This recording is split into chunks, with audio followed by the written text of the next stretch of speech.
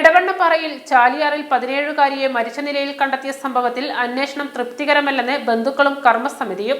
കുട്ടിയെ കരാട്ടെ അധ്യാപകനായ പ്രതി ഊർക്കടവ് വലിയാട്ട് സിദ്ദീഖ് അലി ശാരീരികമായും മാനസികമായും പീഡിപ്പിച്ചത് ആത്മഹത്യയിലേക്ക് നയിച്ചുവെന്ന് കേസുണ്ട്.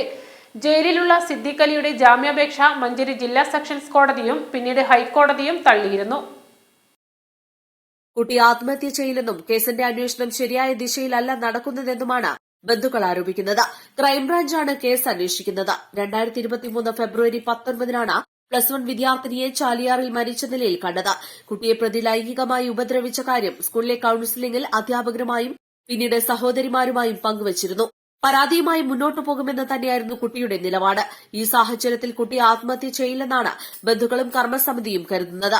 അന്വേഷിക്കേണ്ട പല കാര്യങ്ങളും ഇതുവരെ അന്വേഷണ സംഘം പരിഗണിച്ചിട്ടില്ലെന്നാണ് ബന്ധുക്കളുടെയും കർമ്മസമിതിയുടെയും പരാതി. മരണം ആത്മഹത്യയാക്കാനുള്ള ശ്രമമാണ് ക്രൈംബ്രാഞ്ച് നടത്തുന്നതെന്ന് സഹോദരി ആരോപിച്ചു. അധികം വെള്ളമില്ലാത്ത സ്ഥലത്താണ് കുട്ടിയുടെ മൃതദേഹം കണ്ടത്. മാത്രമല്ല ദേഹത്ത് വസ്ത്രമുണ്ടായിരുന്നില്ല.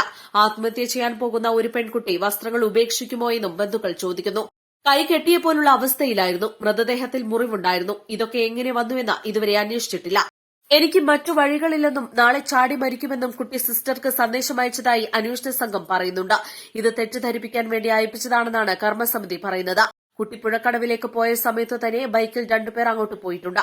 അവരെക്കുറിച്ചും അന്വേഷണം നടക്കുന്നില്ലെന്ന് സഹോദരിയും കർമ്മസമിതിയും ആരോപിക്കുന്നു. എന്നാൽ മരണവും പോക്സോ കേസും രണ്ടായാണ് അന്വേഷിക്കുന്നതെന്നാണ് ക്രൈംബ്രാഞ്ച് പറയുന്നത്.